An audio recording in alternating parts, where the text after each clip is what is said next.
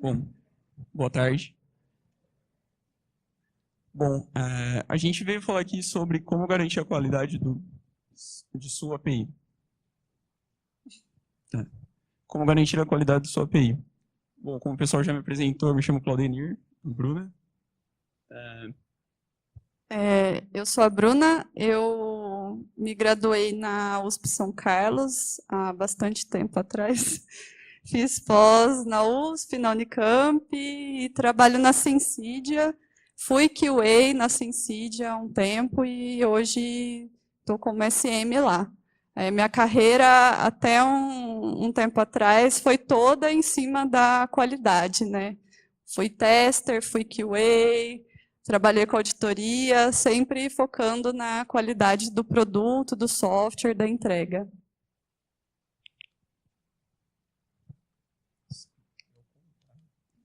Bom, eu sou Claudenir, sou de Bauru, estou morando em Campinas há pouco tempo, sou graduado em Ciência da Computação pela USP em Bauru, uma especialização em São Carlos em desenvolvimento web e também tenho vida andando de skate e tenho proteção de São Marco. Bom, a gente trabalha na Sensidia, como o Rodrigo já comentou. Eu trouxe esse slide aqui do deck padrão lá de apresentações para comentar que a Sensidia gera bastante conteúdo através do blog da Sensidia, através do YouTube. Então, faço o convite a vocês, se vocês têm interesse em trabalhar com APIs, em ter embasamento para atuar nesse nicho. Tem vários webinars interessantes sobre design de API, segurança e tudo mais. E, anualmente, a Sensidia organiza um evento voltado só para API, chamado APIX. Esse ano ele já rolou, ano que vem está previsto para maio. É um evento muito interessante. Esse ano foram 2 dias, um dia voltado para workshop, mão na massa, e um dia só para palestras. Aí tem trilha técnica, trilha de negócio, cases interessantes, e é isso aí. Faço o convite também, se vocês quiserem participar. É um evento bacana. A gente queria levantar um questionamento com vocês, como garantir a qualidade do seu software, né? Eu gostaria que levantasse a mão quem acha que ter pessoas da qualidade no time é o suficiente para garantir a qualidade de um software. E só com testes manuais é o suficiente para garantir a qualidade de um software. Olha só, ninguém está levantando a mão. Pós almoço já estava preparado. Garantir a cobertura de código é o suficiente para garantir a qualidade de software? Também não. E a pergunta que é engraçada até é se a gente utilizar a metodologia Go Horse, quer dizer que a gente não tem qualidade de software? Sim ou não? Não. Não teve êxito. Não. Bom, já que a gente vai falar de API, né, o que vem a ser uma API, né? Bom, quando a gente desenvolve software e a gente quer expor os nossos serviços na web, a gente faz uso de APIs para quê? Para a gente fazer uso do protocolo HTTP e a gente, através do protocolo, expor nossos dados e com isso a gente permite que parceiros se integrem e tudo mais, e a gente consegue aumentar o leque do nosso negócio fazendo uso de APIs. Né? Então, uma definição...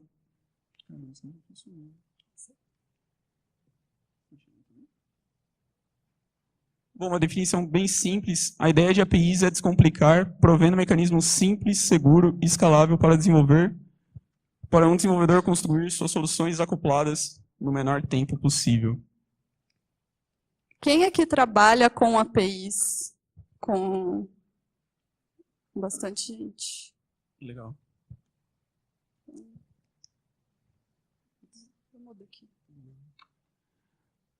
Bom, as APIs elas são classificadas em três, né? Uma API privada, que é aquela API que ela é desenvolvida dentro de casa e ela é utilizada dentro a rede da empresa. Né? Então, é uma API privada aonde ela está limitada apenas às equipes internas da empresa. APIs restritas, que é aquela API que os parceiros precisam ter algum mecanismo de autenticação para fazer uso dessas informações.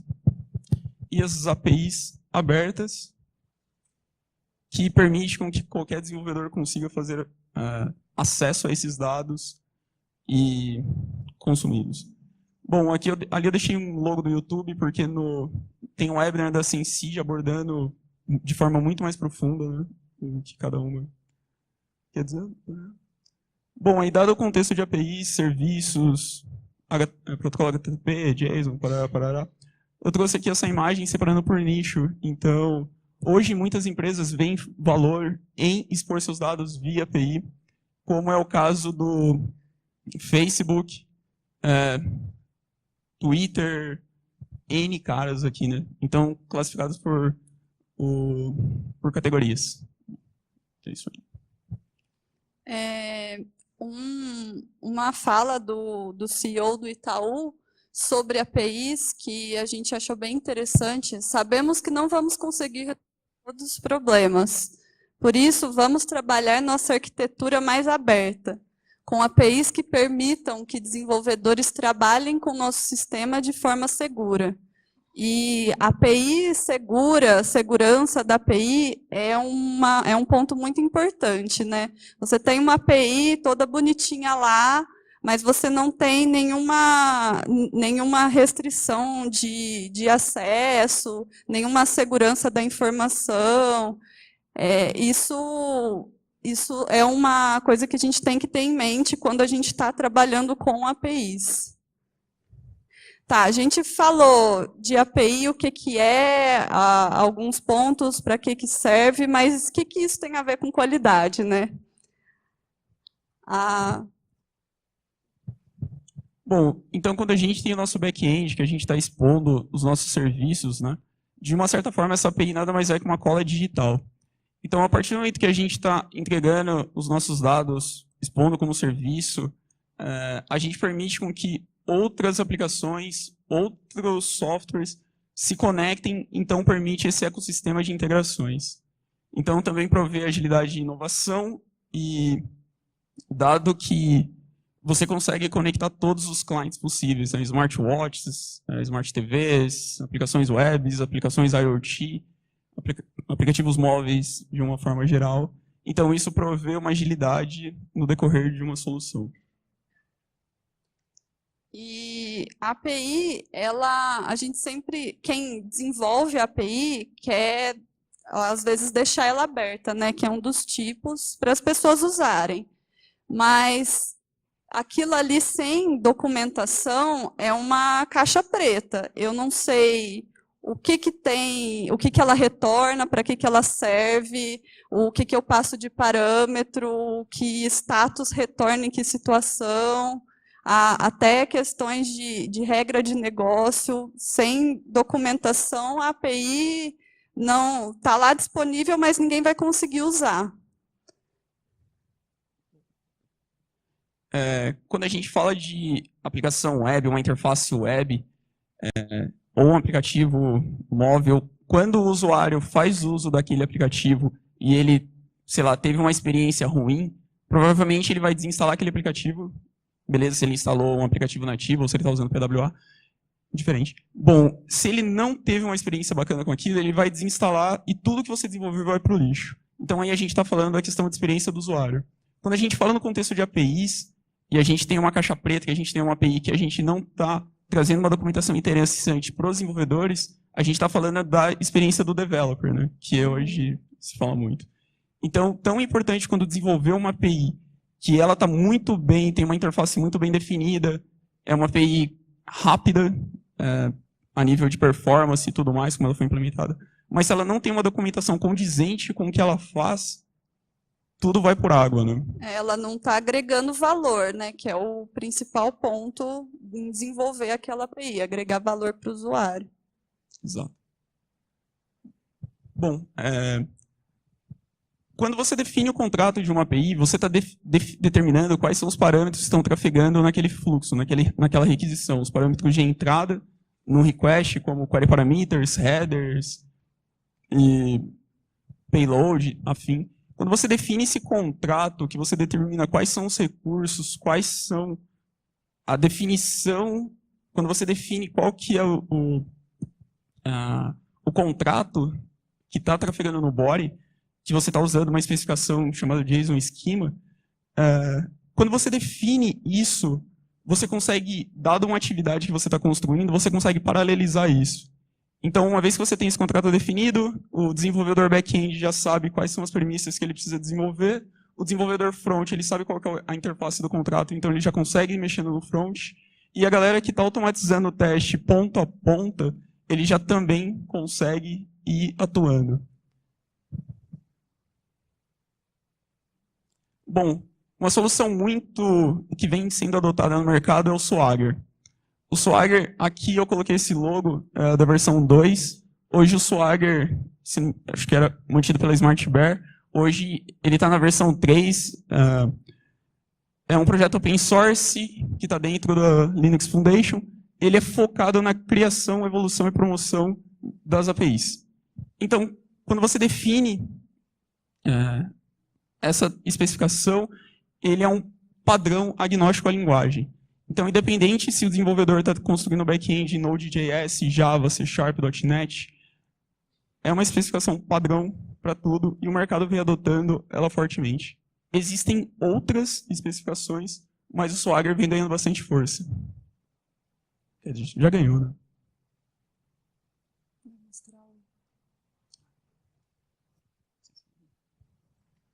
A gente vai mostrar um Swagger que foi desenvolvido aqui para vocês verem na prática o que é, o que eu leio, qual é a carinha dele.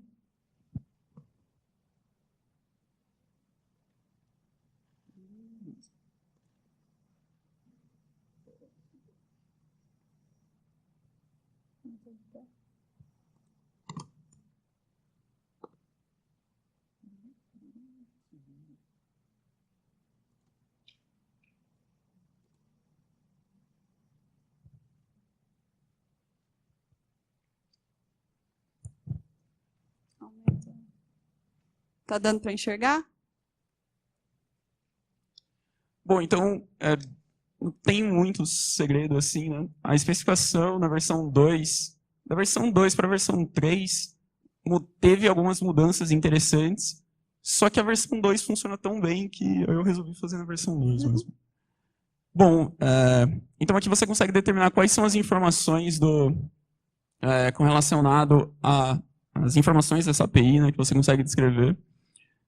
Com base nas infos, você consegue determinar as configurações, qual que é o host que você vai estar batendo, qual que é o base path, você consegue categorizar os recursos por tags. Bom, feito isso, você tem os paths. Esses paths determinam quais são os recursos e quais são as operações para cada um. Então, beleza, aqui eu tenho alguns recursos que eu desenvolvi para apresentar aqui. Então, para cada recurso, por exemplo, aqui eu tenho um put em tasks que eu preciso do identificador. Então, aqui ele está tagueado como tags, e aqui eu tenho as informações, né, que complementam qual que é o formato de dado que é trafegado nessas requisições e quais são os parâmetros. Então, aqui eu já estou definindo que o path parameter, né, que está descrito aqui, ele está vindo por aqui. Bom, ele é inteiro, formato 164, que ele suporta. E nesse put eu estou recepcionando no body esse esquema, né? Então, esse esquema, o que o Swagger... Beleza, vou chegar nesse ponto mais abaixo. E aqui, quais são as respostas que esse endpoint pode me trazer, né? Esse recurso. Então, 200, 201, 400, parará. E aqui eu tenho as definições. Então, as definições... aqui eu tenho esse task response DTO. E aqui embaixo eu tenho a especificação de cada objeto que está sendo trafegado, tanto em request como em response. Então aqui o Swagger usa a especificação JSON Schema. Então aqui esse cara é um objeto, os atributos obrigatórios são nome, descrição e prioridade. E o nome é uma string, prioridade é um enum que pode ser baixa, média ou alta, e a descrição que é uma string. Beleza, feito isso, parará, parará, beleza. Isso aqui, esse projeto eu fiz ele em Spring Boot, é bem simplão mesmo, depois o código vai estar no GitHub. E em tempo de execução também, o que eu mostrei aqui foi o API Docs. Então, com base nesse Docs, você consegue importar ele no Postman, para quem usa o Postman, que é um REST client bem famosinho, então. Você consegue importar a especificação lá e já fazer o uso disso muito mais fácil. Dessa forma também você tem o Swagger UI, né, que é a interface gráfica, que você consegue fazer o uso já consegue bater nesses recursos. Então, aqui em Tasks, você já tem a documentação tudo bem descrita aqui, tarará, tarará, e você consegue já fazer o tryout, e por essa interface gráfica você já consegue fazer as requisições. Bom, falando bem breve, esse é o Swagger. Então, aí, assim, a famosa pirâmide de testes, nossa, né? O que significa isso? Teste unitário é muito mais rápido e de baixo custo. Então, o máximo que a gente conseguir garantir via JUnit ou qualquer outro framework para fazer essa camada inicial, a maior cobertura possível do nosso código, da nossa API.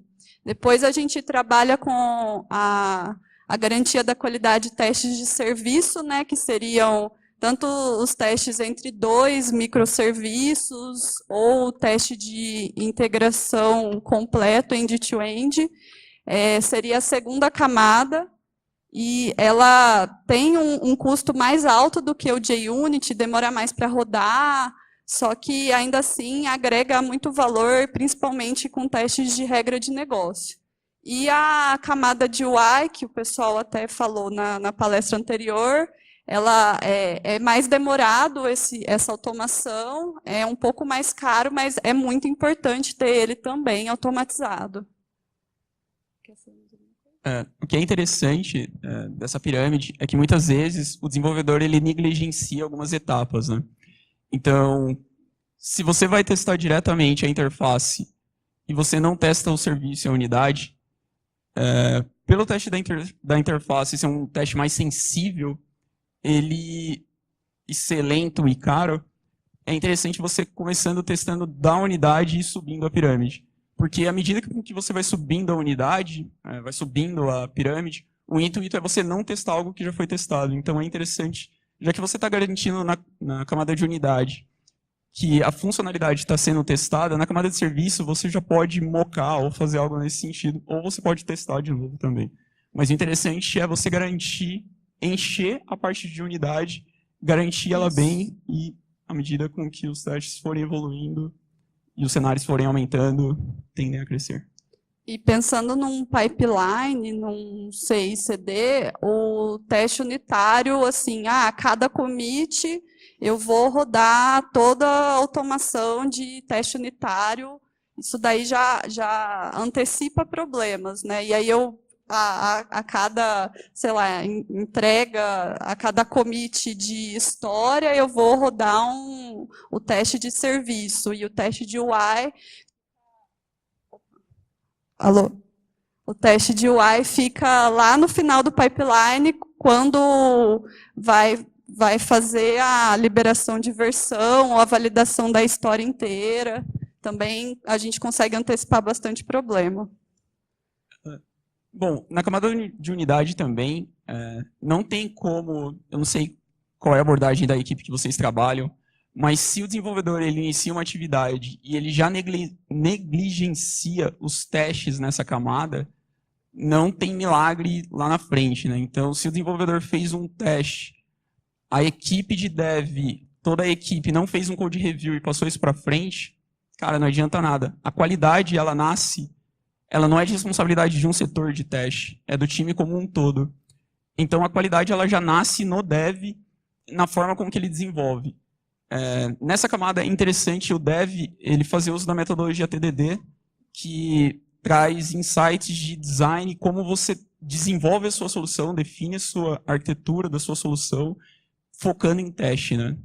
Então, se você desenvolve uma solução, você já pensa em como você vai quebrar as classes, como você vai delegar funções para cada camada. E quando você tem esse mindset que você já sabe como que você vai quebrar, fica muito mais fácil de você testar, porque você está tudo de forma isolada. Não está tudo numa classe, num único linguição famoso. E aí você não consegue testar porque está tudo injeções de dependência, tudo junto. Isso. E existem várias ferramentas para garantir também essa cobertura de testes unitários, como o Sonar, por exemplo. Aí, pensando em qualidade, a qualidade, como o Claudenir falou, ela é responsabilidade de todos, né? Desde o momento que você está definindo um requisito com o cliente, a pessoa que entrega esse requisito bem escrito, bem aprofundado, ela está entregando a qualidade naquele momento. A pessoa que lê esse requisito e traduz isso para o desenvolvedor, ela também tem a responsabilidade e assim vai até a entrega para o cliente, né? Todo mundo tem responsabilidade com a qualidade do projeto, da entrega como um todo. E existem algumas maneiras simples da gente aplicar essa garantia da qualidade. A gente, tendo um processo, o mínimo possível de um processo dentro da empresa, a gente consegue definir para cada etapa um definition of done, onde seja um checklist via alguma ferramenta de gerenciamento de projeto ou colocando num quadro ali o que eu preciso garantir que está pronto para que eu possa ir para a próxima etapa desse projeto. É um requisito bem definido, mas o que é um requisito bem definido? Eu tenho o Swagger, eu tenho um documento de arquitetura, ou eu tenho só um épico escrito para quem usa metodologia ágil? Eu tenho um épico escrito, é o suficiente, até onde eu posso exigir ao máximo a qualidade dentro daquela entrega, para ir para a próxima etapa. O outro ponto é a comunicação entre o time. Acho que isso é essencial, o time como um todo, que ele se comunique bem, que resolva os conflitos, que trabalhe bem junto, que esteja em sintonia, para que a gente entregue com qualidade, seja fazendo retros, fazendo feedbacks, aplicando o PDCA, melhoria contínua. São várias as maneiras da gente garantir a qualidade, garantir um time engajado, um time que ele reconhece aquilo como o que ele faz é muito importante para a entrega, então eu vou entregar com a melhor qualidade possível. Algumas das outras maneiras. Bom, outras formas para garantir a qualidade também. A qualidade, ela já quando a atividade nasce, o desenvolvedor e a equipe tem que ter a questão de qualidade a nível de código, a nível de funcionalidade, a qualidade como um todo, né? Então, tão importante quando você desenvolver uma funcionalidade e passar lá para frente, é todo o time poder participar fazendo code review do código, né? Acho que todo ser humano ele cresce com retorno, recebendo feedbacks, e vai de cada um também, né? Porque é difícil lidar com pessoas, mas se aquelas pessoas que vão receber um feedback se vão encarar aquilo como construtivo, porque a gente só consegue crescer quando a gente recebe feedback, né? Ou não também, né? Mas para mim é assim. Bom, e o code review ou pull request é muito importante. Na nossa equipe, a gente sempre marca todos os membros do time para poder atuar no code review, e claro que aí tem algumas pessoas responsáveis para aprovar o pull request e tudo mais, mas fica sempre a critério de todo o time, porque são várias pessoas atuando no projeto, mas todos alteram o código, então como cada um atua numa funcionalidade, já sabe o efeito colateral de uma determinada alteração. Quando você está num time e existem N pessoas, o conhecimento ele precisa ser disseminado entre todos, independente do grau hierárquico, se é júnior, pleno, para qual que é o cargo. A troca de conhecimento ela tem que estar sendo executada diariamente na equipe, né? Então, seja fazendo pair programming ou fazendo dojo, ou fazendo outras práticas. É nivelar o time para cima, né? Todo mundo ter o conhecimento daquilo. Claro que pessoas têm mais experiências com a linguagem ou vivência com outras coisas, mas é sempre passar o conhecimento, e por isso que é importante a sintonia do time como um todo, para que todo mundo aprenda e a gente sempre nivele para cima o time. Exato. É até um ponto que eu converso sempre com a galera do time, né? Sempre quando vai pegar uma atividade, não pensa na entrega, né? Não pensa em fazer rápido. Tenha sempre a mente que, você sabe o que você está fazendo? Você sabe os efeitos colaterais dessa alteração? Então, muito mais importante do que fazer uma atividade, entregar ela rápida, para mostrar que você fez em menos tempo, que você é o melhorzão, é você saber tudo que você realmente está alterando, os efeitos colaterais e afins. E o porquê aquilo está sendo feito, né? Ter a visão do todo para estar engajado e entregar com mais qualidade. Exato. Aí mais algumas do que a gente aplica lá, a gente aplica a todos aqueles pontos.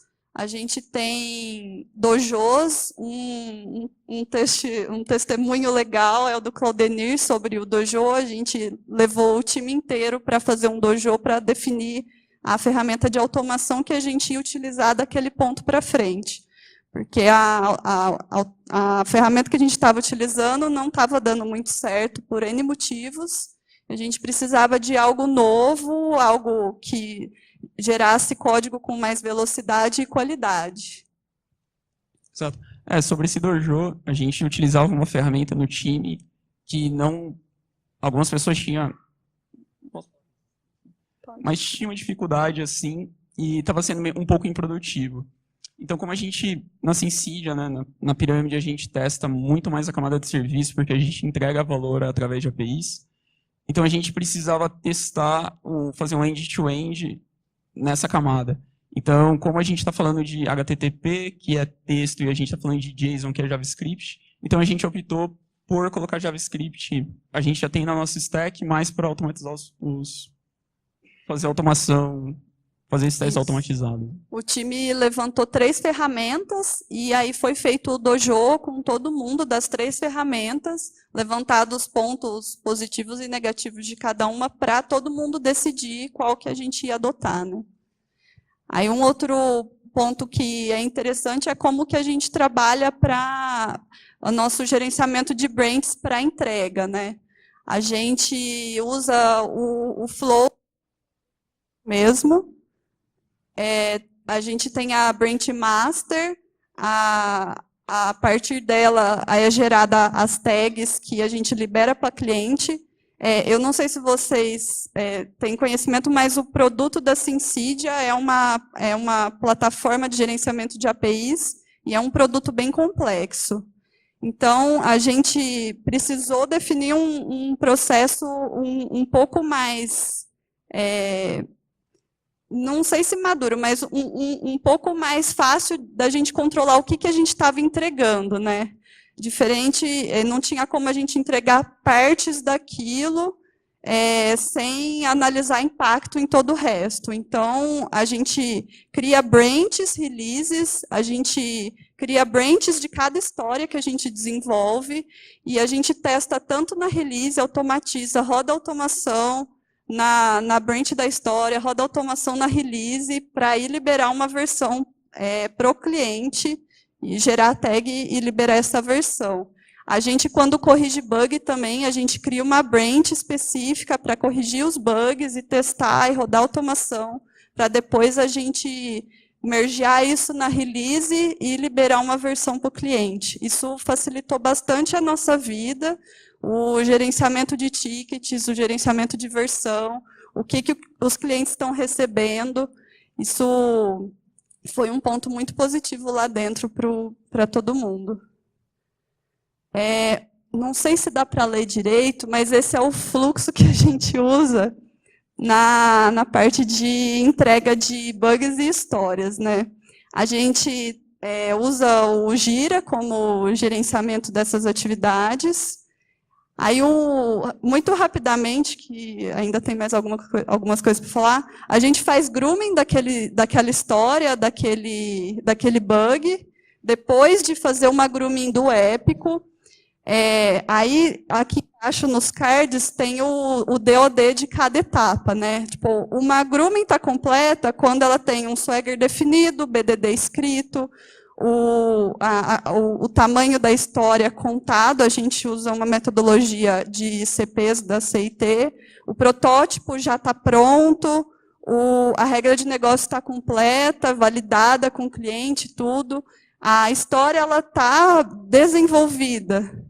Quando a codificação foi feita e o X-Validation foi feito, a automação está pronta, tanto de JUnit quanto PDD, o pull request está aberto, está definido, e assim por diante até a nossa entrega, que é lá na frente, ou seja, a gente garantiu em cada etapa que todos aqueles pontos foram feitos, e caso tenha alguma coisa faltando, a gente volta ao fluxo para atender todos esses pontos. Isso ajuda a gente a pegar os problemas antes também. Bom, quando a gente está desenvolvendo uma API que a gente vai colocar lá na web, a gente pode instalar essa aplicação numa máquina, a gente pode subir ela em container, a gente pode fazer várias coisas.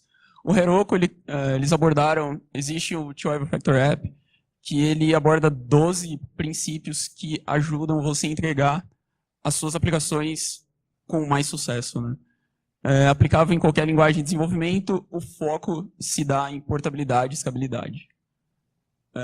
Aqui, por questão de tempo, falta 3 minutos, não vai dar para mencionar, mas esses são os 12 fatores, né? Codebase, a importância de você ter o seu código num repositório, nível de dependência, se você usa Java, você usa um Maven, um Gradle, se você usa Node, um NPM, ou o outro do Facebook, eu esqueci o nome. Configurações, né? As configurações não estarem chumbadas na aplicação, você recepcionar isso via variável de ambiente, porque sua aplicação, em um determinado momento, ela vai precisar escalar, então você precisa ter nada chumbado a nível de código, né? Então, esses são os outros pontos: concorrência, port bind, processo. Isso vocês acham depois nos slides disponibilizados ou na internet, mas são boas práticas para o desenvolvedor. Exato. Bom, o intuito também, durante o ciclo de vida de qualquer solução, é fazer uso de boas práticas, desde que ela tenha mais pontos positivos do que negativos. Então, existem uma infinidade de padrões de projetos, então não tem por que ficar inventando a roda, né? Se um padrão existe, foi porque ele foi concebido para um determinado contexto, um determinado problema. Então, a partir do momento que você usa esses padrões de projeto, membros que adentram o time por um padrão, ele já consegue deduzir algumas coisas e ele não fica preso a regras de negócio, né? Só. Bom, a mensagem padrão de todo mundo. Só mostrar um pedaço.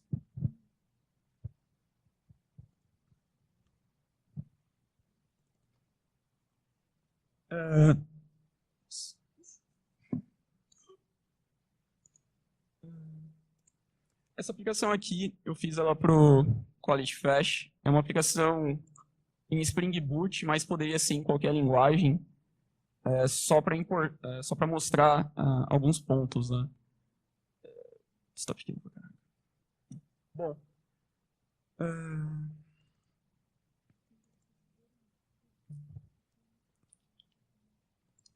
Bom,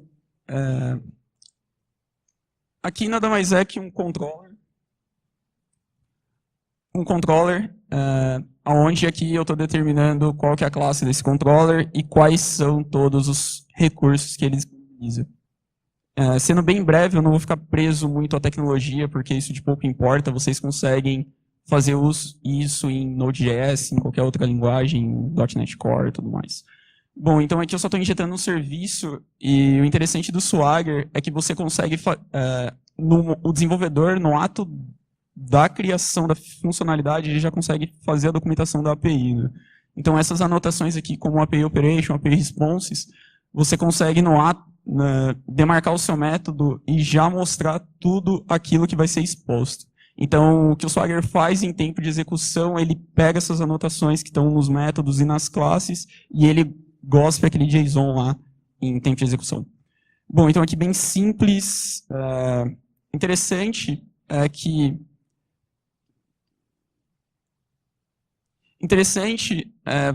na sua solução, você ter tudo bem separado, onde cada classe tem a sua responsabilidade e afins.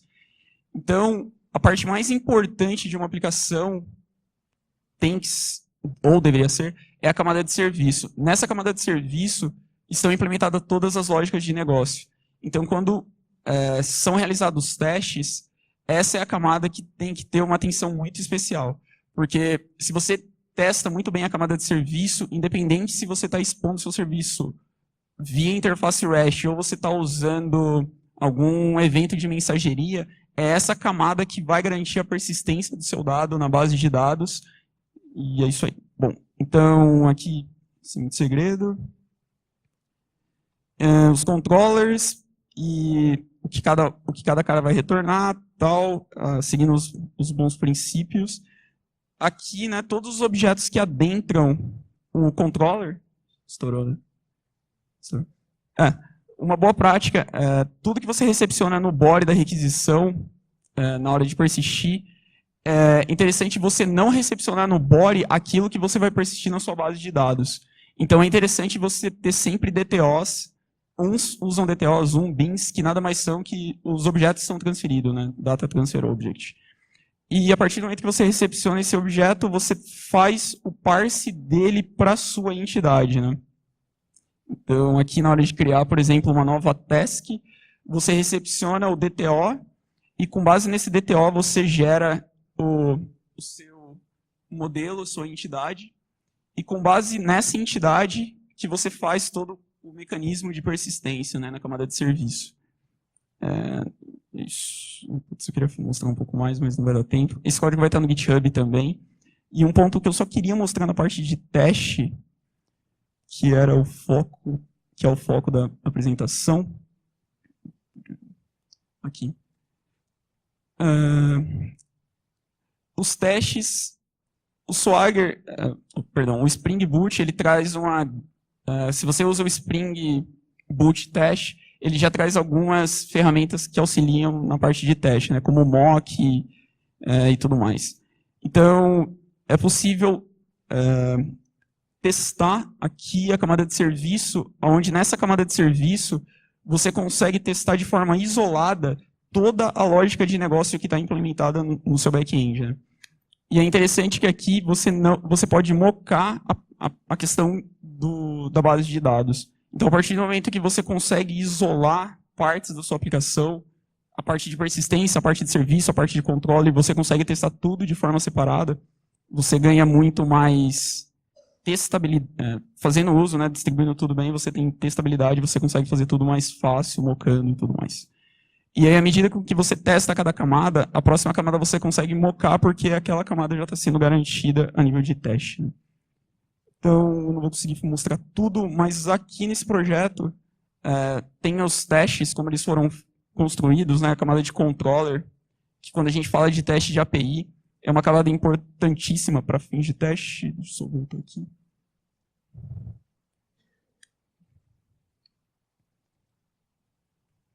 Então, para esse teste, utilizando o Mockito, de forma bem simples, então aqui criando as tasks e mocando, né, o que o serviço vai retornar. Então, se o serviço, eu já estou testando ele está garantindo que ele funciona liso, na camada de controller, independente do que o serviço vai retornar, eu tenho que garantir o que o controller está implementando está sendo bem feito, né? Então, aqui uma busca, se eu for bater no recurso, fazer um get em tasks, dessa forma eu consigo testar que o status vai ser 200, que aqui são 2 caras que vai retornar nesse JSON de retorno, e eu consigo validar todas as informações desse JSON. Isso é bem importante. Estouramos absurdo, né? Vai quebrar comigo. Bom, vai estar no GitHub o projeto. Isso aí. Perdão pelo tempo. Obrigada.